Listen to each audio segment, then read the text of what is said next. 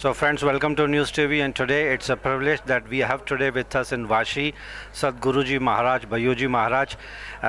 इनके चेहरे पे तो आप जो नूर देख रहे हैं, because he has been in the social causes since last so many years.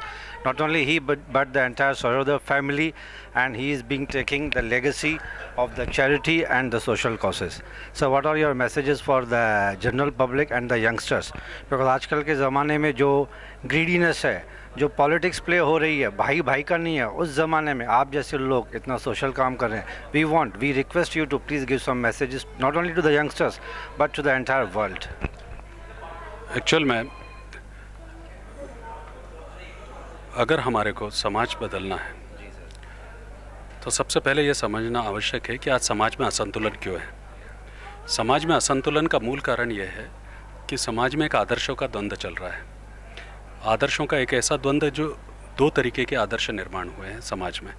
एक तैयार किए गए आदर्श हैं जो इवेंट मैनेज करके, ब्रांडिंग करके, इमेज बिल्डिंग के माध्यम से समाज को प्रभावित कर रहे हैं. जो तैयार किए गए आदर्श हैं इनके पास में संसाधन काफ़ी हैं पर विचार देने के लिए नहीं है. और दूसरी तरफ है संघर्ष से निर्माण हुए आदर्श हैं. जो संघर्ष से निर्माण हुए आदर्श हैं उनके पास देने के लिए विचार है परंतु संसाधन लोगों तक पहुंचने के लिए नहीं है. तो इसी के चलते हुए समाज के पास में जो सच्चे आदर्श हैं, चाहे वो राजनीतिक स्तर पर हो, चाहे सामाजिक क्षेत्र में हो, चाहे धार्मिक क्षेत्र में हो, या फिर कला क्षेत्र में हो, वाणिज्य क्षेत्र में, प्रत्येक सेक्टर से, अगर प्रत्येक फील्ड से अगर आप देखेंगे, जो एक आइडल्स हैं, जो सच्चे आइडल्स हैं, वो लोगों तक नहीं पहुंच पाते और लोग उनको फॉलोअप करने लग जाते हैं. जो हमारा इस देश का यूथ है, हमारे देश की सोसाइटी है, उसको फॉलोअप करने लग जाती है, जो उनके सामने एग्जिस्ट हैं, जो उन तक पहुंच चुके हैं, जो उपलब्ध हैं, और उनके खुद के पास देने के लिए कुछ नहीं होता है. तो एक स्टेज पर जाकर और एक लेवल पर जाकर और एक डायरेक्शन पर जाकर वो कहीं ना कहीं पर उनको वैसे ही छोड़ देते हैं और फिर हम बोलते हैं कि हमारे देश का यूथ भ्रमित है, मिसगाइडेड है, या फिर जो है अनगाइडेड मिसाइल्स है. तो इस तरीके की जब हम बातें करते हैं तो बेसिकली अगर हम नक्शा ही गलत दें और अगर हम अपेक्षा करें कि व्यक्ति सही जगह पे पहुंच जाए तो वैसा हो नहीं सकता.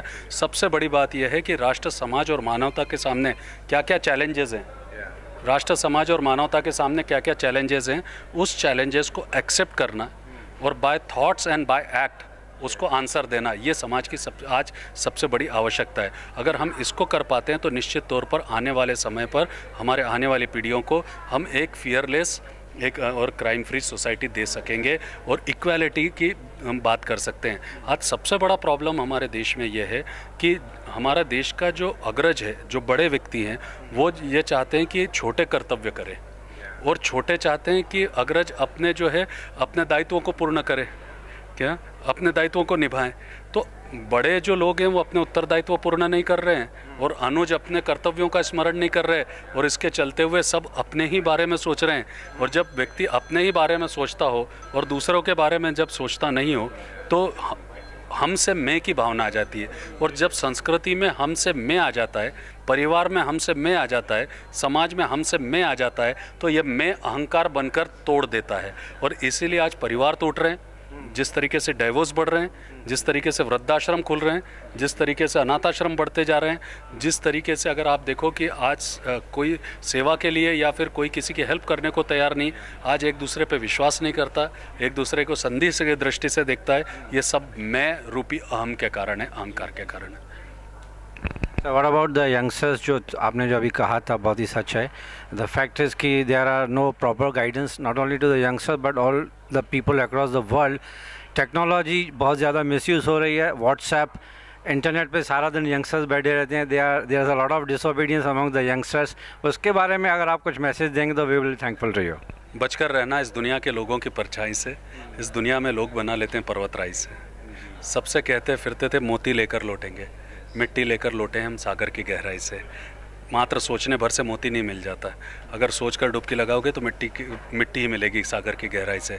आपके लक्ष्य को केंद्रित हो और उस लक्ष्य पर केंद्रित होकर संपूर्ण समर्पण भाव से आप अपनी गुणवत्ता का इस्तेमाल करें. तो सबसे कहते फिरते थे मोती लेकर लौटेंगे, मिट्टी लेकर लौटे हम सागर की गहराई से.